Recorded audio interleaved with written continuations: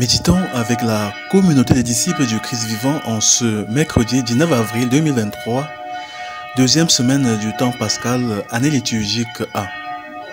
Évangile de Jésus-Christ selon Saint Jean, au chapitre 3, versets 16 à 21. En ce temps-là, Jésus disait à Nicodème: « Dieu a tellement aimé le monde qu'il a donné son Fils unique, afin que quiconque croit en lui ne se perde pas, mais obtienne la vie éternelle. Car Dieu a envoyé son Fils dans le monde, non pas pour juger le monde, mais pour que par lui le monde soit sauvé. Celui qui croit en lui échappe au jugement, celui qui ne croit pas est déjà jugé, du fait qu'il n'a pas cru au nom du Fils unique de Dieu. Et le jugement, le voici. La lumière est venue dans le monde, et les hommes ont préféré les ténèbres à la lumière, parce que leurs œuvres étaient mauvaises.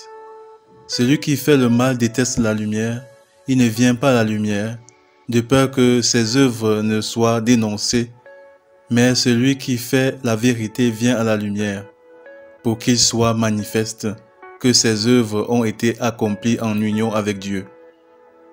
Acclamons la parole de Dieu.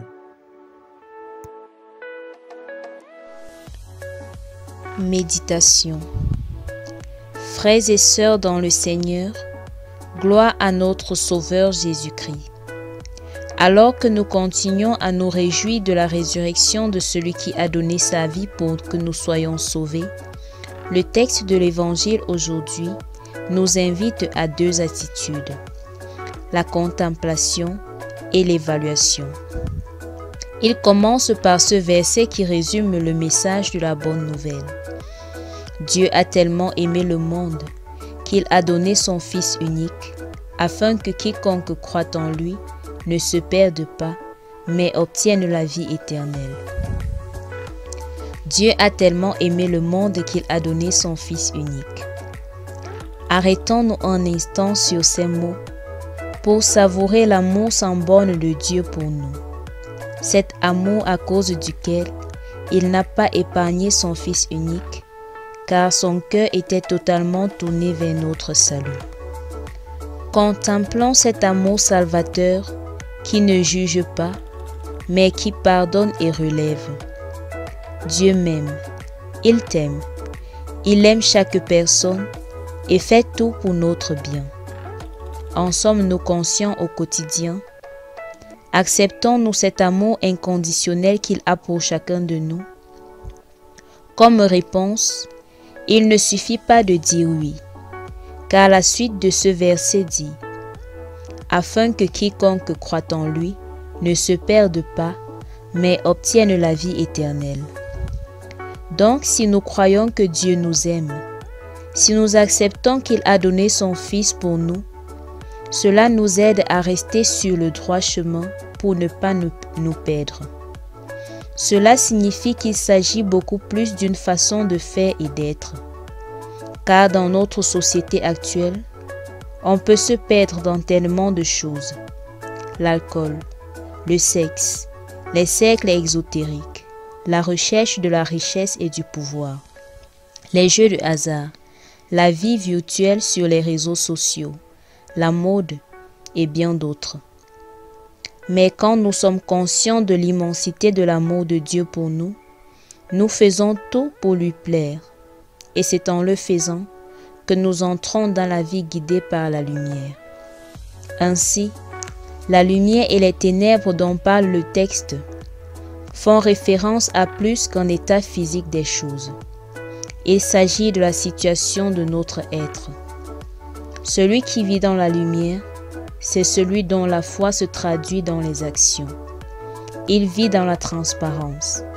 Il ne cache pas ses actes, n'a pas peur d'agir publiquement. Et par-dessus tout, pour lui, il n'existe pas d'obscurité.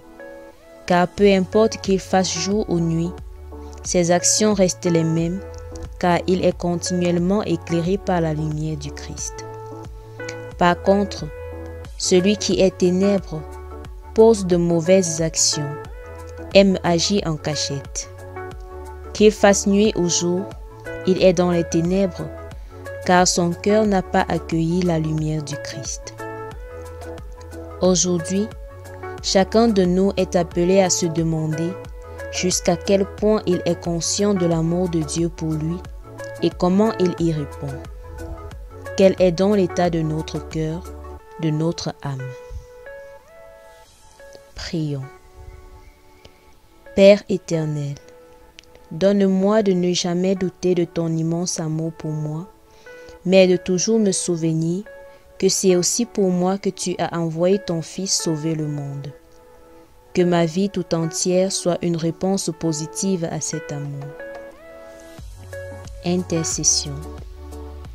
Prions pour tous ceux qui se font passer pour de bons chrétiens, mais sont ceux qui, en cachette, détruisent leurs prochains et causent la peine autour d'eux. Que l'amour de Dieu les désarme et les aide à comprendre qu'eux aussi sont aimés et qu'ils doivent changer. Sainte Mère de Dieu, intercède pour nous. Exercice spirituel. Prendre un temps d'adoration devant le tabernacle et demander à Dieu de nous aider à bien répondre à son amour.